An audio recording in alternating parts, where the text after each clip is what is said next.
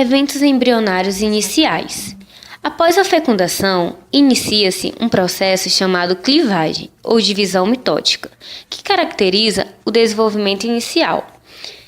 24 horas após a inseminação, o zigoto então se divide para formar um embrião de 2 células, sendo cada uma denominada de blastômero. A sucessão desse processo inicial resulta em embriões de 4, 8 e 16 células. Após a concepção, o embrião irá permanecer no oviduto por um período de 2 a 4 dias. Isso ocasiona em uma sincronia entre o desenvolvimento embrionário e o uterino. A progesterona secretada pelo corpo lúteo inicial tem uma função especial, pois irá estimular as glândulas endometriais uterinas a produzir leite uterino, visando nutrir o embrião. Mas é importante saber de uma coisa. Lembra que no começo foi dito que há uma sincronia entre o desenvolvimento embrionário e uterino? Pois é. Se por acaso o transporte do embrião através dos ovidutos for antecipado ou tardio, ocasionará em perda do embrião. Voltando para a clivagem, após o estágio de 16 células, surge a mórula, que é uma esfera de células. Em sequência, uma cavidade é formada dentro dessas células, denominando-se o embrião agora de blastocisto. O crescimento adicional do embrião resultará na incubação da zona pelúcida. Formam-se então as membranas extraembrionárias, que irão fazer uma expansão do comprimento do blastocisto. Agora iremos entender quais são os mecanismos para o reconhecimento da gravidez. Antes do final do diestro, que como sabemos é o período onde o animal se prepara para receber um óvulo fertilizado e de um embrião se fixar ao útero, é enviada uma sinalização para o cérebro, visando assegurar a manutenção do corpo lúteo. Essa sinalização resulta no reconhecimento materno da gravidez. Em bovinos e ovinos, essa sinalização é feita através da secreção de proteínas trofoblásticas, que irão inibir a secreção de prostaglandina 2-alfa, fazendo com que o corpo lúteo continue liberando progesterona e assegure a manutenção da gravidez. Em suínos, essa função é realizada quando o trofoblasto secreta estradiol. Já nos equinos, a inibição PGF2-alfa, prostaglandina 2-alfa, também conhecida, é realizada através do movimento que o embrião faz de um corno para o outro inúmeras vezes.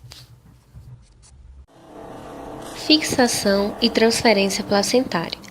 Sabemos que a placenta é um órgão que tem como função realizar trocas nutricionais, gasosas e residuais entre o feto e a mãe.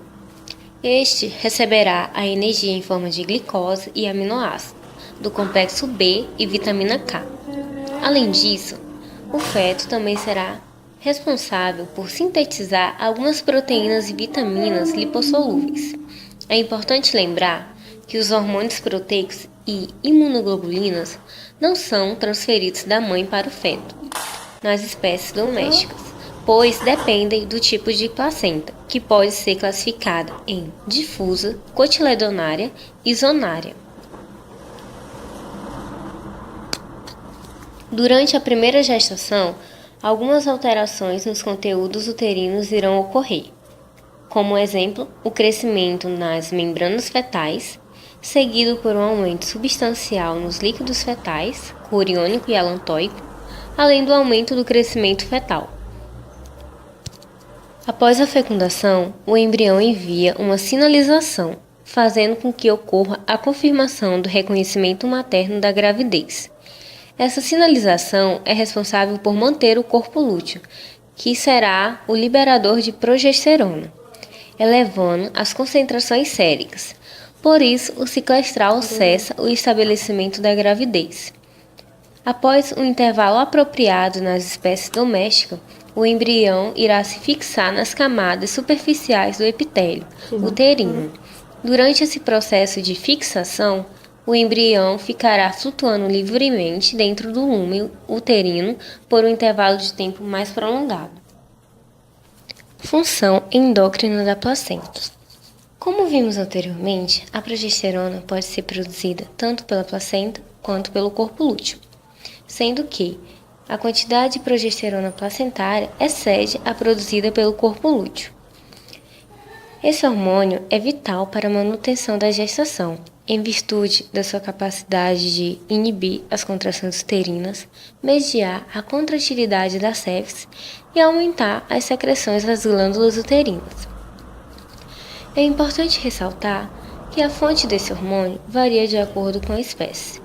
Algumas delas são tolerantes à ovariectomia, que nada mais é do que a extração do ovário, como exemplo, ovelhas, éguas e mulheres, pois a quantidade de progesterona secretada pela placenta é o suficiente para manter a gestação em tais espécies, diferentemente da porca, cabra, cadela e gata, que necessitam da funcionalidade do corpo lúteo.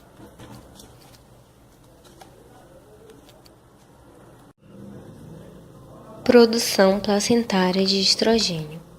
O principal estrogênio secretado pela placenta é a estrona, e o folículo ovariano secreta sobretudo estradiol, que irá desenvolver uma maior bioatividade.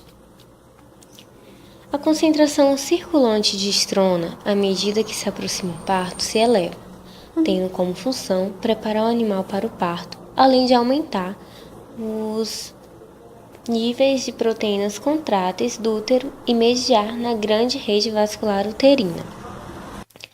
Além disso, os animais domésticos podem secretar estrogênio de maneira variável.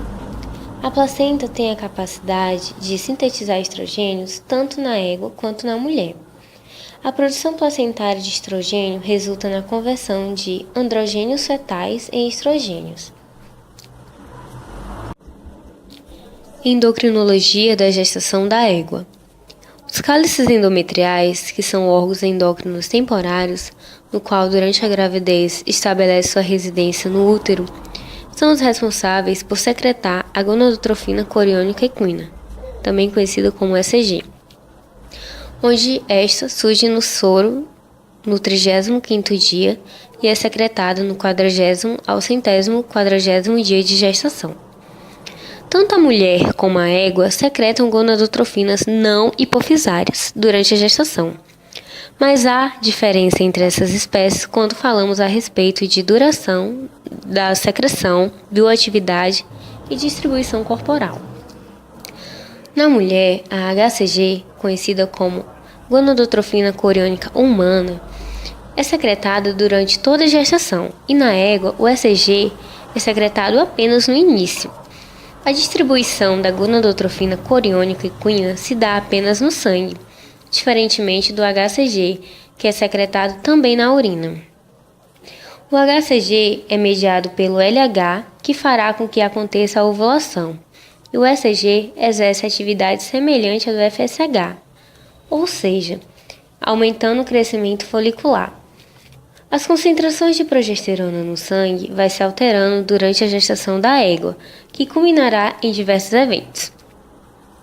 Primeiramente, o corpo lúteo formado durante o éstro, sendo este chamado corpo lúteo primário, não irá regredir devido à atividade do embrião, que irá inibir a secreção de prostaglandina 2-alfa uterina.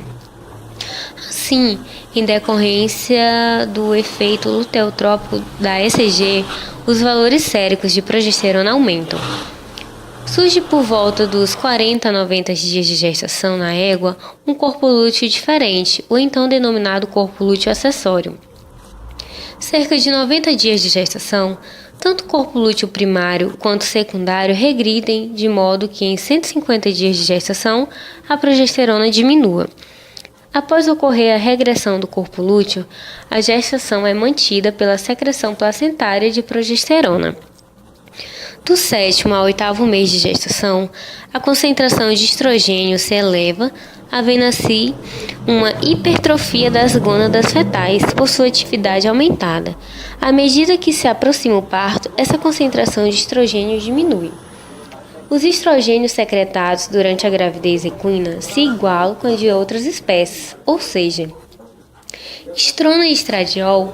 Porém, os estrogênios insaturados com anel benzênicos, tais como equilina e quilenina, são próprios da égua. O lactogênio, prolactina e relaxina placentários. O lactogênio estimula o crescimento fetal e o desenvolvimento mamário, e é também conhecido como somatomamotropina. A prolactina tem seus níveis de secreção aumentados imediatamente antes do parto, na maioria das espécies. Porém, no cão é diferente. Este tem a secreção de prolactina aumentada durante a última fase da gestação.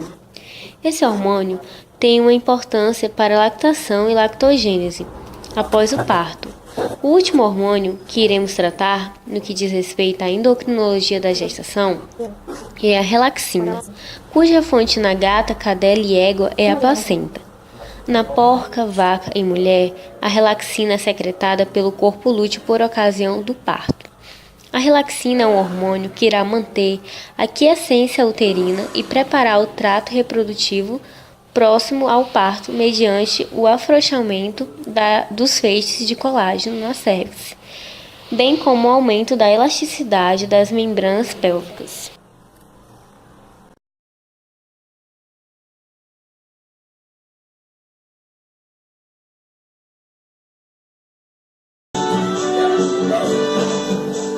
Fisiologia 2017 com vocês.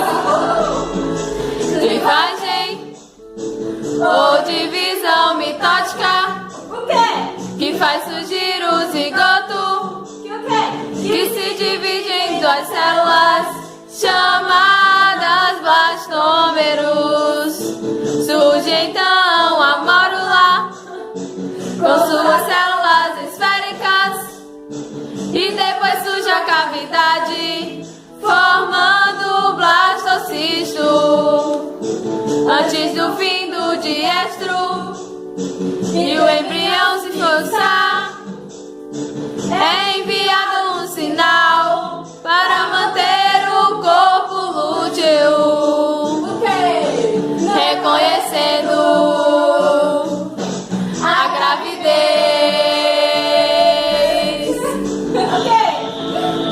A gente progesterona vai manter a gravidez. A gente placenta é um órgão de trocas gasosas das nutricionais. A gente aí é fornecida em glicose, aminoácidos e vitaminas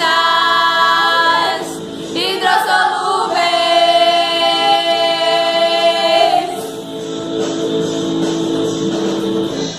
Reconhecendo a gravidez. Na na na na na.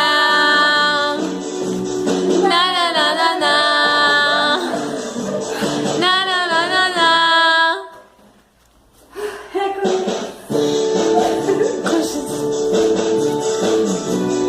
Oh yeah. Oh no. A gente e o lactogênio vai estimular. Oh gente o crescimento fetal e o desenvolvimento das tetas. A gente prolactina